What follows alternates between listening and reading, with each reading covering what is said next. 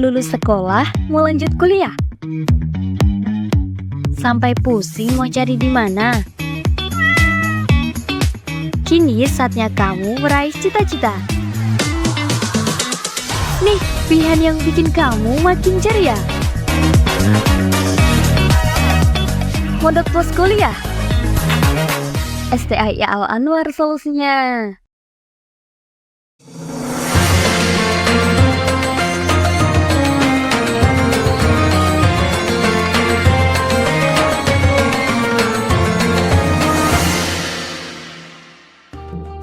Assalamualaikum warahmatullahi wabarakatuh.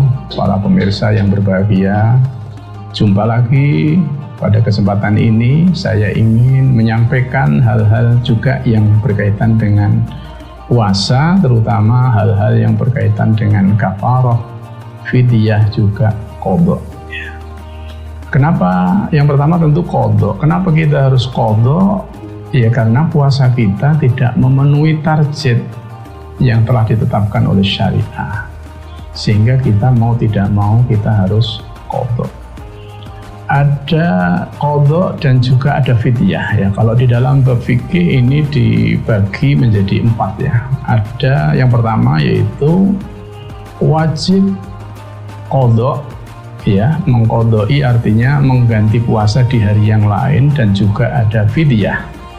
Dan itu terjadi pada 2 kelompok manusia saja. Yang pertama adalah mereka yang tidak puasa karena dia khawatir terhadap orang lain. Misalnya ibu yang hamil ya, ibu yang hamil atau ibu yang menyusui saja. Ibu yang menyusui dia tidak puasa karena mungkin masih masyaqqah, tetapi tidak puasanya itu karena khawatir terhadap anaknya, yang mungkin khawatir susunya tidak lancar dan sebagainya. Ini tentu dia nanti wajib qadha dan juga sekaligus fidyah.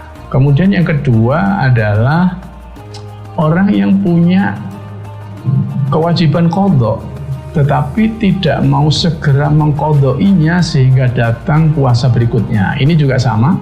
Maka di bulan berikutnya setelah bulan Ramadan dia harus qadha dan sekaligus membayar fidyah. Ini kelompok manusia yang pertama, yaitu ada 2 bentuk. Kemudian ada kelompok manusia yang kedua, yaitu yang hanya diwajibkan qadha saja tetapi tidak ada fidyahnya. Itu siapa? Itu mereka-mereka yang mungkin orang yang kena penyakit ayan ya, atau mungkin musafir barangkali karena masyaqqah, kemudian dia tidak melaksanakan puasa, maka dia hanya berkewajiban qadha, tidak perlu membayar fidyah. Kemudian kelompok yang ketiga itu hanya membayar fidyah saja.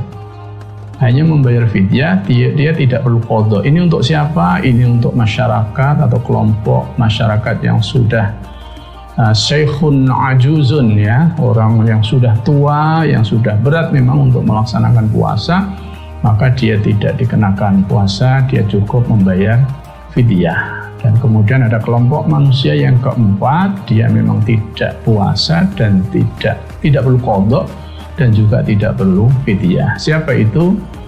Yaitu kelompok manusia-manusia yang kategorinya adalah kurang akal ya, orang-orang yang majnun dan sejenisnya. Ini 4 kelompok manusia di mana dibagi di dalam fikih. Lalu fidyah itu berapa? Ini tentu fidyah kalau dari segi bahasa itu diambil dari kata al-fida yang artinya tebusan atau ganti rugi ya, karena di situ ada pelanggaran yang di luar qadha tadi, jadi ada sanksi lebih begitu sehingga dia harus membayar fidyah. Fidyahnya berapa? Fidyahnya itu kalau menurut mazhab Syafi'i itu sebanyak 1 mud ya. 1 mud itu artinya kalau 2 tangan, telapak tangan kita cakupkan, kemudian kita pakai untuk mengangkat kut ya, baik itu kurma maupun itu beras, itu nilainya itu kalau ditimbang, dikonversi ke timbangan itu ya sekitar 6,7